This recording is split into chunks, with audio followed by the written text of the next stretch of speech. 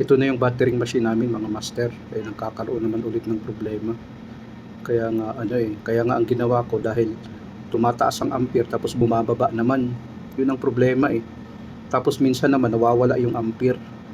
Kaya nga ang ginawa ko, yung contactor na yan, hinigpitan ko masyado yung tornilyo dahil yung iba pala doon maluwag. Lumuwag na sa katagalan, kaya siguro nagkakaroon ng carbonize yung contact niya siguro, o kaya nagkakaroon ng ganyan. Minsan tumataas ang ampere, minsan naman bumababa, hindi stable. Pero ngayon, nung ginawa ko yan, hinigpitan ko na lahat, nagiging stable na siya.